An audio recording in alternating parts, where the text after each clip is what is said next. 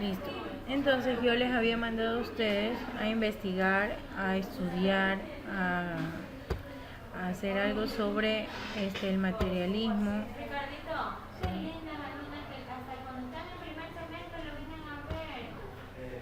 Contra por el positivismo, estructuralismo y funcionalismo, ¿sí? Entonces yo quisiera saber, quién de ustedes, ¿sí? Me puede dar un concepto o lo que he entendido sobre positivismo, estructuralismo y funcionalismo. Alguien de los que haya investigado para que me pueda indicar. Pueden levantar la mano. Listo. De los que hayan investigado, por favor, pueden levantar la mano para que me expliquen, ¿sí? Lo que entendieron de positivismo, de estructuralismo y de funcionalismo. Elian Ochoa. Roland Elian. A ver, dígame, Roland, ¿qué entendió usted? Buenas tardes, profesora. Buenas tardes, dígame. Lo que investigué sobre el positivismo fue que fue fundado primero por Augusto Comte. Ya, Ya. esta es una doctrina que se niega a admitir otra realidad que no sean los hechos e investigar las relaciones entre estos hechos. La realidad son hechos y relaciones entre esos hechos. Rechaza al conocimiento metafísico y todo conocimiento a priori. Rechaza al método de las ciencias porque en esto de aquí no tienen una base al que ya haya sido experimentada. Entonces lo que quiere decir el positivismo es que para poder creerlo debe haber tenido ya una experiencia y verificar que haya pasado ese hecho. Listo. Gracias, Roland. Muy bien. A ver, Tatiana Correa.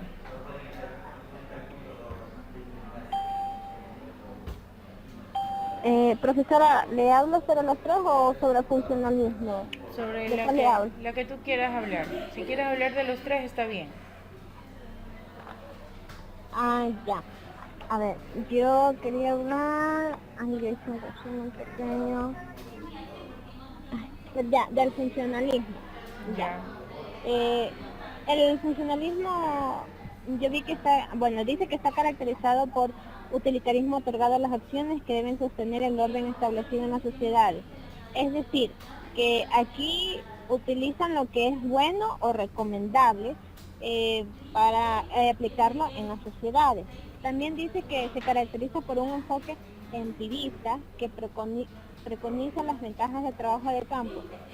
O sea, cuando decimos que se caracteriza por un enfoque empirista, habla de que defiende desde el primer momento una cosa que se considera buena o recomendable. O sea, y también que confía, al decir que preconiza, confía en las experiencias humanas como las únicas responsables de la formación de ideas y conceptos que existen en el mundo. Ya, esas las utilizan como ventajas del trabajo de campo.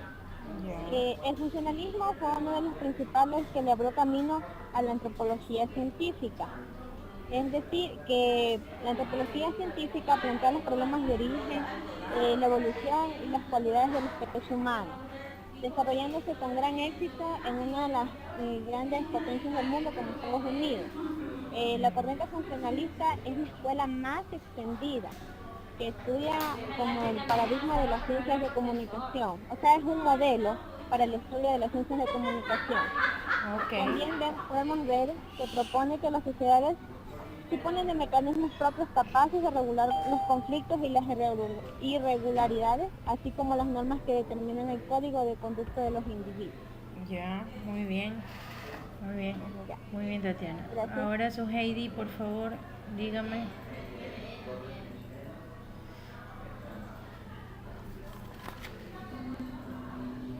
Yo quiero hablar acerca del positivismo, si puedo. Ya, hable. Ya, yo entendí que el positivismo es un pensamiento filosófico que afirma el conocimiento científico. O sea que como conocimiento científico esto solamente puede surgir como una afirmación o una hipótesis, pero siempre y cuando sea a través del método científico. El positivismo se dice que se extendió y se desarrolló por toda Europa en la segunda mitad del siglo XIX y muchos científicos toman en cuenta que tiene un parentesco con el empirismo porque son como Ya. Y dentro del materialismo histórico de Karl Marx, podemos decir que es el padre y responsable ideológico de la Revolución Rusa e instauración de un sistema político basado en algunas de sus ideas revolucionarias populares de la Cuba de Fidel Castro. Karl Marx es una figura filosófica más importante del siglo XIX. ¿Sí? Él podremos decir que es un filósofo con filosofía contemporánea. Hablamos de la filosofía contemporánea, que es el estudio de las aportaciones del triunfo y consolidación de la revolución industrial, la industrialización del campo, máquina de vapor en la navegación y en la industria textil, el ferrocarril. Todo esto tenía la consolidación de la revolución industrial. Y esa revolución industrial nos llevó a tener una división de clases, que era la burguesía, quien tenía la riqueza económica, y el proletariado, que eran los que tenían las condiciones de vida y de trabajo deplorables. Entonces, esto era lo que más le molestaba a Karl Marx, que la burguesía tenga esa riqueza económica y que el proletariado viva en esas condiciones de vida infrahumanas para él. Vamos a ver cuáles fueron los aportes de Karl Marx.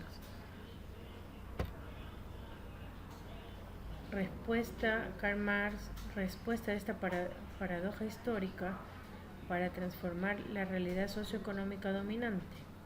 ¿Sí? Cambiar las estructuras económicas vigentes para quitarle la injusticia social. Él decía, ¿sí?, que debíamos transformar esa realidad socioeconómica. ¿Para qué? Para que esas estructuras donde el que era dueño de las máquinas tenga la mayor cantidad de dinero y el que trabajaba para que ese dueño tenga ese dinero, viva en esas condiciones. Él decía que había que cambiar esas estructuras para quitar la injusticia social. ¿Qué es el materialismo histórico de Karl Marx? Es un término acuñado por el marxista Plejánov que alude a la ideología identificada por Karl Marx y usado originalmente por él para comprender la historia humana.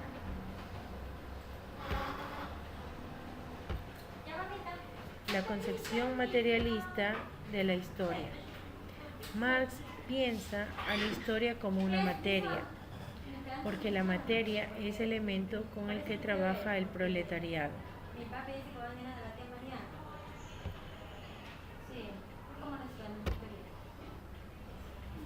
¿Cuál era el ambiente filosófico de Marx? Dentro de Karl Marx siempre tenía su compañero con el que conversaba y planteaba ideas sociales. Ese era el alemán, filósofo Hegel. El sistema defendía el idealismo dialéctico, es decir, la realidad está precedida por algo que se le llama espíritu universal. Y entre Marx y Hegel sacaron las leyes de la dialéctica. ¿Sí? Las leyes de la dialéctica son el fundamento de toda la explicación de la realidad. Y tenemos tres leyes principales: la ley de la unidad y lucha de contrarios, la ley de la transición de la cantidad a la cualidad y la ley de la negación de la negación. ¿Y qué es la ley de la unidad y lucha de contrarios? Marx considera que la realidad es esencialmente contradictoria. Todos los fenómenos que ocurren en la naturaleza son el resultado de la lucha de elementos contrarios. ¿Y cómo esto lo podemos llevar al ámbito social? Por ejemplo, cuando el pueblo se cansó, ¿sí? Se cansó de vivir una vida, si hablamos de la Revolución Rusa, cuando el pueblo se cansó de la vida que les hacía llevar el zar, ¿sí? Empezaron a luchar para poder conseguir sus ideales y transformar ese modo de vida. ¿Sí? Entonces, ahí había una ley de la unidad y lucha de contrarios. La gente se une para luchar contra algo que no es lo que a ellos les favorece. ¿Sí? Si hablamos de la naturaleza, también decimos que, por ejemplo, dicen que existe, por ejemplo, un movimiento de placas tectónicas cuando la Tierra quiere defenderse de algo que está pasando en la naturaleza o su entorno. Cuando está sobrecalentada la Tierra, cuando la capa de ozono está demasiado desgastada, entonces la naturaleza se defiende de estos ataques, por lo tanto hay un resultado de lucha de elementos contrarios.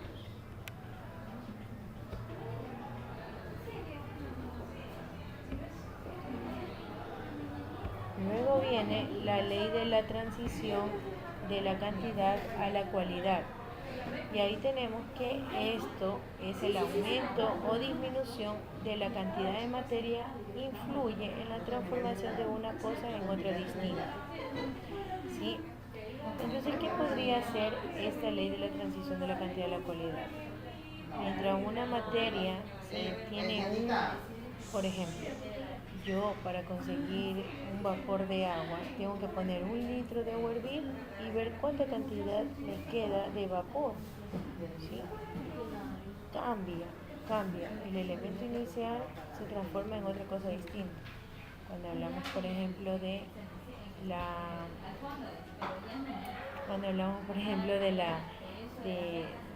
agua cuando se transforma en hielo, ¿sí?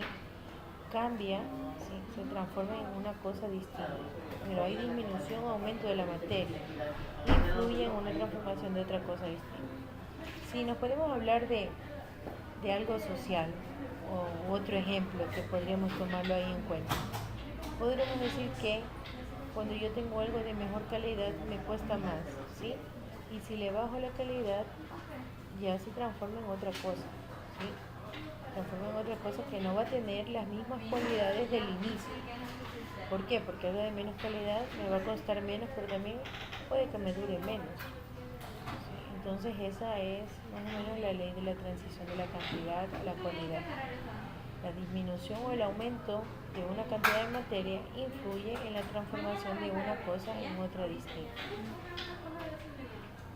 Si hablamos en este tipo de ley, si hablamos de la gente, del proletariado o de una empresa, por ejemplo, si tengo más trabajadores, ¿sí? Voy a transformar en mi empresa, ya no va a ser una pequeña empresa, sino ya va a ser una industria. Y el material que voy a entregar va a ser más. ¿Sí? Voy a tener más productos, ¿no? Cuando hablamos de la ley de la negación, ¿sí? Explicamos el modo en que se resuelve la contradicción, dando paso, ¿sí? a una realidad nueva que contiene los aspectos positivos de lo negado. Y recuerdan ahí la ley de signos de matemáticas. Menos por menos da más, ¿verdad? Entonces no es otra cosa que explicar esa negación. Cuando alguien niega algo, va a sacar algo positivo de eso que negó.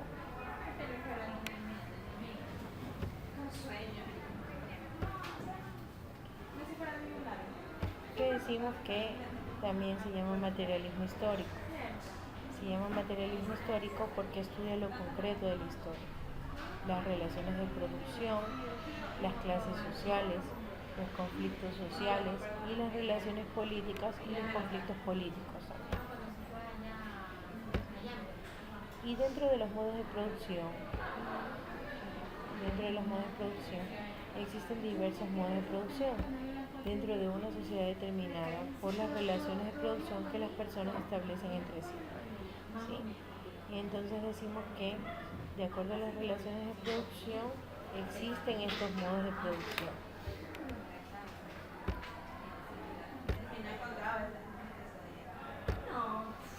Para el filósofo Karl Marx, el modo de producción no está determinado por qué se produce ni qué se produce, sino cómo se lleva a cabo dicho proceso de producción. Es decir, a él lo que le importaba era la gente que trabajaba para esa producción. Recuerden que es materialista, ¿sí? Y estudia la historia. Entonces, cómo trabajaba esa gente, esa producción que tenía. ¿Sí?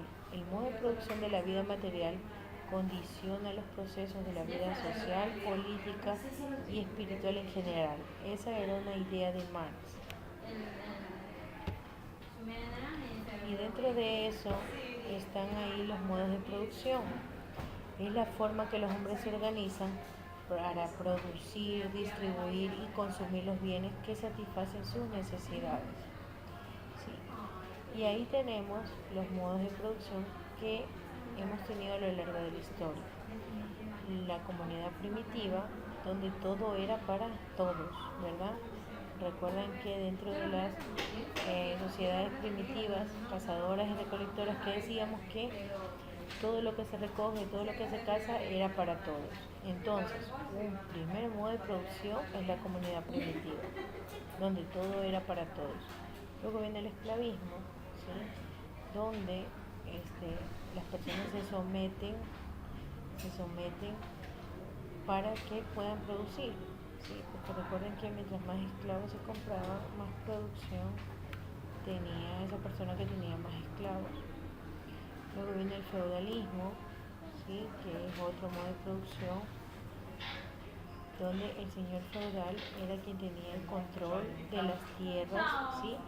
Y las personas que lo trabajaban solamente obtenían su alimentación, nada más. Prácticamente trabajaban para alimentarse. En el capitalismo, en cambio, sí, las personas tenían libertad de empresa, ¿no?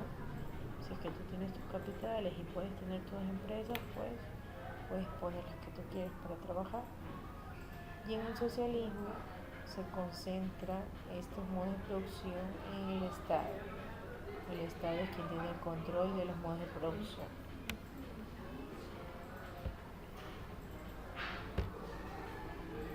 Ahí tenemos la comunidad primitiva, era la primera forma en la que el hombre empieza a satisfacer sus necesidades, ¿sí?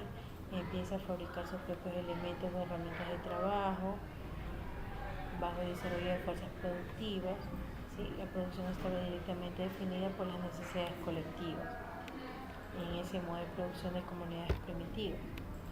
Luego, en el esclavismo, se da la explotación del hombre por el hombre y surge la clase dominante. Se desarrolla la propiedad privada en los medios de producción, teniendo como fuerza de trabajo al esclavo.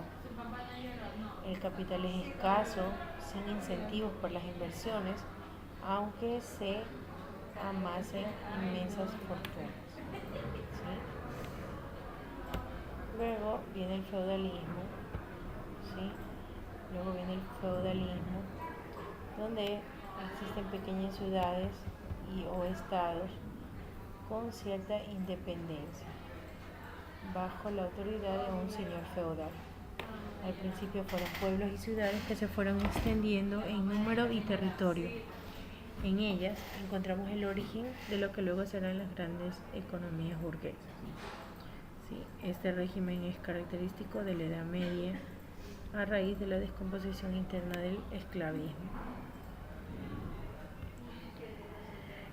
Luego viene el capitalismo, donde las relaciones de producción están basadas en la existencia de proletarios que no poseen medios de producción, ya que pertenecen a los capitalistas, ¿sí? Es decir, del pueblo que trabaja en las fábricas.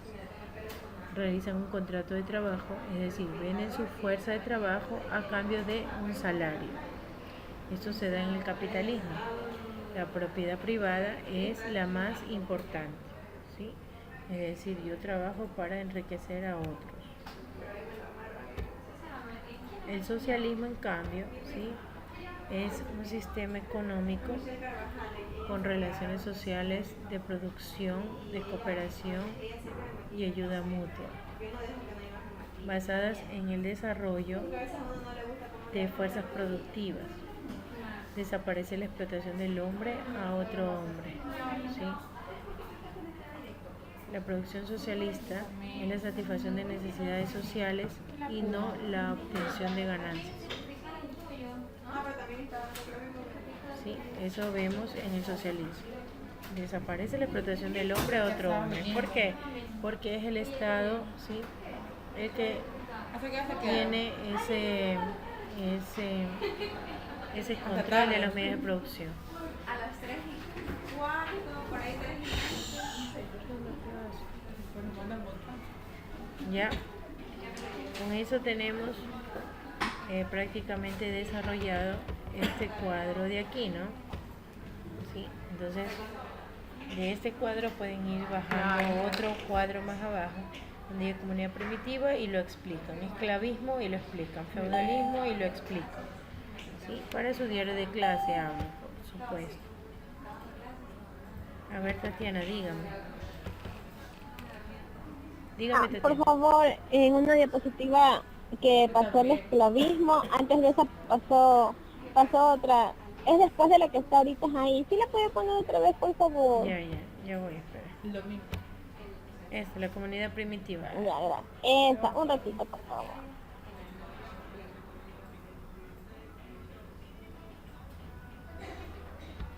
Ya, gracias, profesor. Ok, ¿Ya? listo.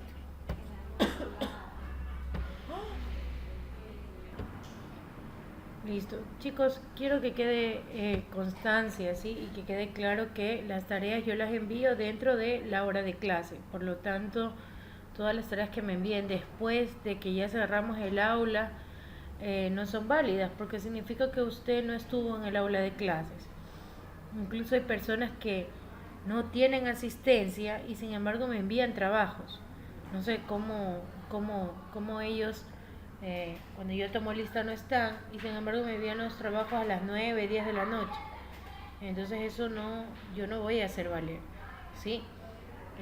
Por favor, recuerden que el hecho de que estemos de manera virtual no significa que ustedes puedan estar entrando y saliendo del aula, considerando siempre, por supuesto, que estamos a través de este medio del internet y que el internet a veces tiene ciertas deficiencias.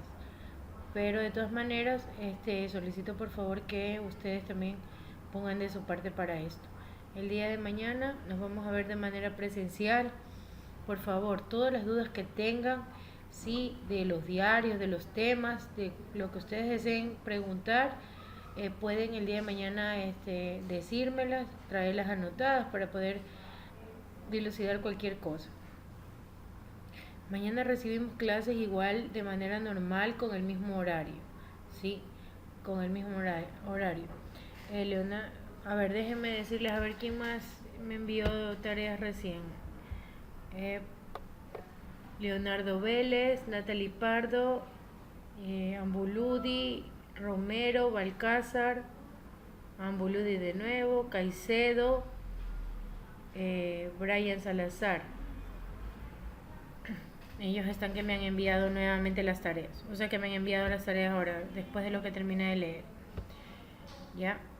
Así que chicos, por favor, el día de mañana, ¿sí? El día de mañana podemos hablar, ¿sí? Podemos hablar. Elvis, ¿mañana quieres hablar conmigo o quieres hablar ahorita?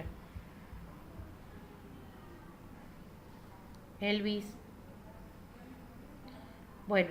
En todo caso, chicos, cualquier inquietud, cualquier cosa que tengamos que tener presente, sí, el día de mañana para poder trabajar de una mejor manera, porque recuerden que vamos a estar así, ¿no? En unos días vamos a tener presencial, otros online. Yo espero que todos los míos sean online, sí, pero para que ustedes puedan tener matemáticas, que es lo más complicado, presencial.